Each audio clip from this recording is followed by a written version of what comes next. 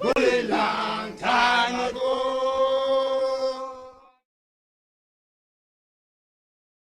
So we had a history of considerable conflict and considerable human pain.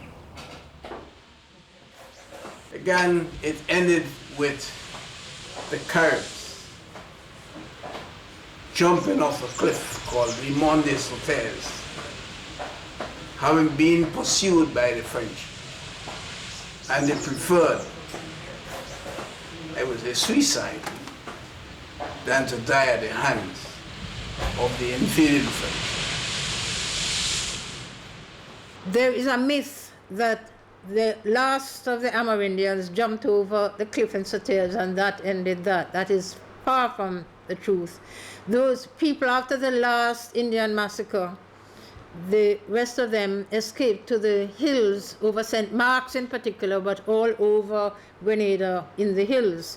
And the Maroons took refuge with these people and intermarried with them. So the Maroons at the time of slavery also included a lot of these Amerindian people. The Maroons were slaves who ran up into the hills to escape plantation slavery. They were hunted down mercilessly because it's a small island, and the last thing the plantation owners wanted was slaves feeling that they could run away and hide anytime they wanted to. So they were hunted down, captured, sometimes sold to another island, punished in some way. Going back to 1795-96, Grenada was torn apart by the Fedor Rebellion, or sometimes called Fedor Revolution. It was really a revolution because Julian Fedor, who was a mulatto planter, was trying to change the whole social structure, to free the slaves, to bring back the Roman Catholic religion, to do certain social changes that would allow everybody an equal place regardless of their heritage and their color. And that revolution lasted almost a year, but it was eventually squashed by the British with the help of mercenaries. That ripped Grenada apart. It destroyed all the plantations, it destroyed the whole social fabric, and that was a major, major disaster, both social and economic and civic. There was a movement towards amelioration because the slave trade was abolished. Because during the slave trade, it's easy for you to replenish your labor supply by buying slaves. But you can't replenish them after the trade was abolished. So what the planters used to do is to get the choicest male and the choicest female on the plantation to stay one night, a Saturday night in a slave pen. Yes, and we have to remember that the peasantry started to develop before emancipation, because the workers on the plantation were given plots of land to farm in their own spare time, so that you had the growth of a set of people who were farming for profit long before emancipation, and they would take their fruits and vegetables and crops to the market. So after emancipation, a lot of the workers, the former slaves, refused to go back to the plantations and managed to keep on this kind of peasant agriculture. This and other things in Grenada's history encouraged the growth of a peasantry, a very healthy peasantry. And the fact that we are basically agricultural has a lot to do with the development of the culture since the end of slavery. 1838, 36, 38, the wage rate in Grenada was 1 shilling, British shilling. In 1938, the wage rate was essentially still 1 shilling. The wage rate did not change in 100 years. And that went on Well, that resolved itself when Gary led a popular uprising, in the form of a general strike of working class people, laborers and peasants and road workers against estate owners in 1951. That was a genuine social revolution.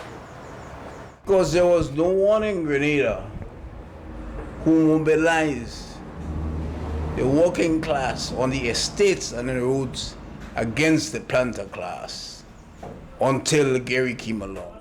But he was the one who took on the British. And no one else before him took on the British, had the guts to take on the British. And the British governor and entourage. And then came, I would say, the conflict between Gary and forces opposed to Gary. Because although Gary won power in 1951 and won election, and won many elections after that, he became a megalomaniac and a dictator. And he was eventually overthrown violently, March 13, 1979, by the People's Revolution, by forces supported of Maurice Bishop, who became Prime Minister on March 13, 1979. And then a conflict developed within the revolution, which I call the revolution self-destructs. It was essentially ideological. That destruction took place finally on October 19th, 1983, with the leaders of the revolution, Prime Minister Bishop and many of his ministers, were executed in cold blood by another faction of ultra-leftists. Then we had the 1979 revolution, which has been dubbed the peaceful revolution. Very little shedding of blood, but then when that revolution collapsed in 1983, we had civil commotion, we had a number of people killed, we had the whole society collapsing, and I don't really think that Grenada has recovered from that 1983 fall of the revolution to date. And the suspension of the Constitution, I think, eventually cost Maurice Bishop his life. Grenada has come along after that. She had the restoration of parliamentary democracy.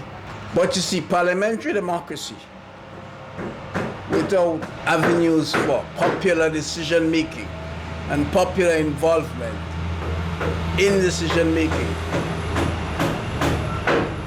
is hollow. So although we had the restoration of parliamentary democracy, the election of people, and I, of course, was one of those elected 3 times, 15 years. But it's still hollow. People must be involved, and they must be educated together with the development that is going on around them. But the revolution did a lot of that.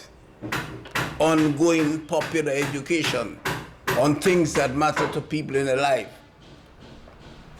But they went overboard and they made a number of mistakes, which was rather lamentable.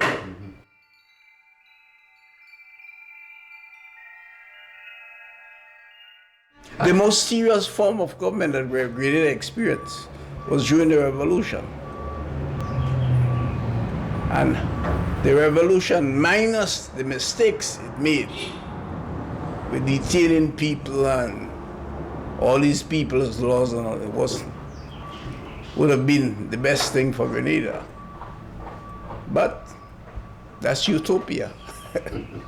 Unfortunately, Grenada has never healed after the revolution for various and varied reasons. And I would invite all the social psychologists and other people who could possibly help to turn their attention to the wounds that are still unhealed and see what they can do. You see, the wounds are very, very personal. Like who got killed, who is in jail, who has what bad feelings about somebody else, all of these things, whose total ideology was just shattered, whose faith in people was shattered. All of these things have never ever been dealt with, and it concerns both sides, both the people who supported the revolution and those that didn't, and particularly those who were disillusioned by what happened in 1983. So I would like, the amount of books that have been written as an apology for the revolution, supporting it even after it failed. And nobody has ever turned their attention to the suffering of Grenada people. A lot of people have made mileage out of what happened in 1983. Nobody, very, very few people, I can't even think of one, who have really been concerned enough about the people to come and say, how can we help you get over this?